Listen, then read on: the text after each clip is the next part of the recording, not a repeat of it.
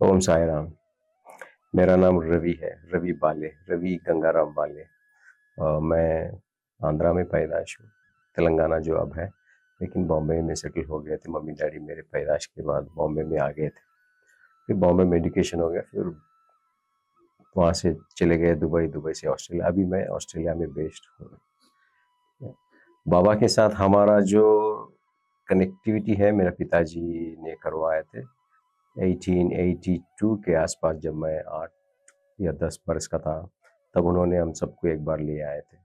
उतना तो याद है कि हम लोग आए थे एक बार। फिर बाद में पता चला कि कुछ सालों के बाद, क्योंकि हम बहुत बहुत छोटे थे उस टाइम, कुछ सालों के बाद पता चला कि वो इसलिए लेके आए क्योंकि हमारे घर के इकोनॉमिकल स्टेटस जो था वो खराब था, अच्छा नहीं था।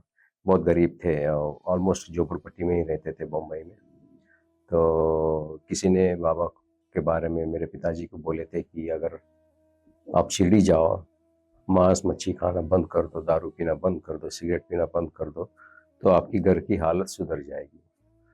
तो उसने आए, वो ले आए। बाबा से प्रॉमिस किए कि फिर कभी नहीं खाएंगे। ओवर द नाइट पूरे सारे के सारे बंद हो गए हमारे घर में। अब आज तक ये हो गया कोई 45 ऑलमोस्ट 47 ईयर्स के बाद है। मेरे घर में आज तक कोई भी मांस मच्छी दारू वगैरह कोई नहीं करते। बाबा का ही जो करुणा है, जिसे हम ही नहीं, हम पूरे फैमिली वाले सब जो भी अपने पोजीशन में है, वो बाबा की ही करुणा है। जब हमारे डैडी ने जो मार्गदर्शन किया है कि ऐसे करो तो अच्छे हो सकता है, तो हमें वो हमारे मन में रह गया और हम अभी तक उसको फॉलो कर रहे हैं। हम ही नहीं, हमारे बच्चे भी, कोई भी ऐसे सारा वेजिटेरियन ही है और सब बाबा को फॉलो करते हैं। और हमारा एक्सपीरियंस तो बहुत है, लेकिन अभी एक ऐसा होता है कि एक बार एक बार बाबा पे भरोसा आ गया, फिर एक्सपीरियंस को देखने की कोई ज़रूरत नहीं है, या ही कोई मिराकल्स के बारे में सोचने की ज़रूरत है। एक बार फेथ आ गया, एक बार बाबा पे भरोसा आ गया, तो मिराकल्स कुछ भी नहीं होता आपके लिए। लेकिन वो पोजीशन आने के लिए पहली बात, कुछ तो मिराकल्स आपकी लाइफ में होना चाहिए बाबा का, तब जाके आपको फेथ बढ़ जाएंगे। हमारे बारे में भी ऐसे ही कुछ हुआ था। हम अच्छे पोजीशन में भी थे, लेकिन मूव हो रहे थे, जैसे कि बम्बई से दुबई, दुबई से फिर ऑस्ट्रेलिया, ऑफ कोर्स फिर हर जगह पे सेटल होने के लिए थोड़ा तो कष्ट उठाना ही पड़ता है। हमारा पिताजी तो कोई करोड़पति नहीं कि ऐसे पैसे दे दिए और चले जाए, जाके सेट हो जाओ, ऐसा कुछ नहीं। हमको तो कष्ट तो उठाना ही था, हमको तो काम करना ही था। लेकिन पूरी तरह से जितना हो सकता है उतना मेहनत हमने की है। देखो, 1993 से जब मैं इंडिया छोड़ दिया हूँ, तब से अब तक बाबा की कृपा से कोई चीज़ की कमी नहीं है। काम तो रहता है, काम तो बिजी होते हैं हम लोग, काम में बिजी होता ही है, लेकिन काम में बिजी होने का कोई मतलब नहीं कि हमारे पास कुछ नहीं है। हमारे पास कोई कमी नहीं है, भगवान की दया से, बाबा की दया से सब कुछ है। हम खुश हैं, हमारे फैमिली भी खुश है। जितना सोचा था उतने उससे ज़्यादा ही खुश है।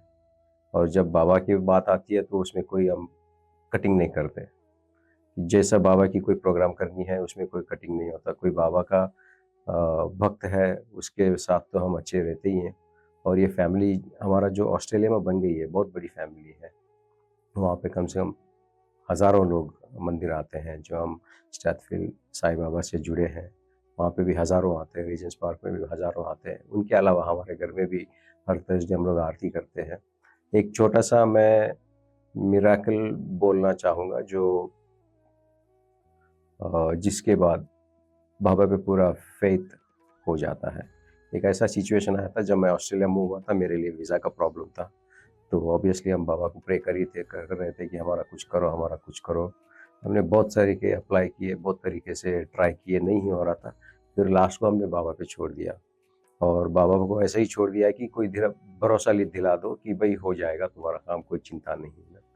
तो एक ऐसे ही सिचुएशन हुआ था कि हम बाहर गांव गए थे जहाँ पे कोई बाबा का टेम्पल नहीं था।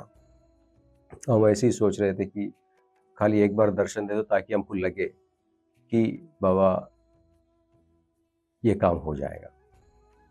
ऑब्वियसली जब आप ऐसे सिचुएशन में होते हो तो बार बार बाबा को क्वेश्चन करते ही हो और बाबा का भरोसा चाहते हो भी। तो ऐसा हुआ सिचुएशन कि हम बहुत एंड तक आ गए थे कि या तो उधर या इधर, वैसे। लेकिन बाबा ने आखिरी मोमेंट में हमको अच्छी तरह से दर्शन भी दिया और बोल दिया कि कुछ नहीं होगा। वो ऐसी जगह पे दर्शन दिए कि कोई सोच भी नहीं सकता। मैं अभी भी मैं देखता हूँ, जब भी वहाँ आता हूँ, अभी वहाँ पे बाबा नहीं है। उनका जो हम सिंगापुर एयरपोर्ट में हम सोच रहे थे कि अब हम सिंगापुर छोड़ के जा रहे हैं, हमको कहीं न कहीं से कुछ न कुछ फ़ोटो दिखा दो या कोई दर्शन दिखा दो या कोई मूर्ति दिखा दो। लेकिन ऑलमोस्ट प्लेन पकड़ने से पहले कि ऐसा हो गया था कि अभी कुछ नहीं होने वाला, बाबा ने कोई दर्शन भी नहीं दिया, लेकिन उस टाइम पे उसने सिंगापुर ड्यूटी फ्री में हमको दर्शन दिए। इतनी अच्छा एक्सपीरियंस है और पता नहीं किसी को होगा, नहीं होगा वो तो नहीं पता। फिर उसके बाद हमने क्वेश्चन माँगना ही बंद कर दिया। हम सब बाबा पे छोड़ दिए।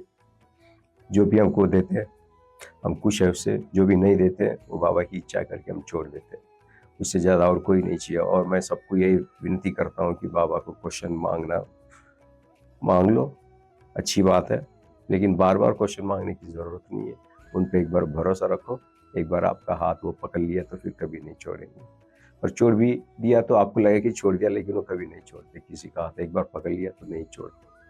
वो तो बाबा है, वो थोड़ी दोस्त है, दोस्त की जैसा रहता ही है, लेकिन वो बाबा है, वो किसी का हाथ नहीं छोड़ते। ओम साईं। आवो साईं मेरे साईं, साईं बाबा। मेरे साईं, मेरा विश्वास।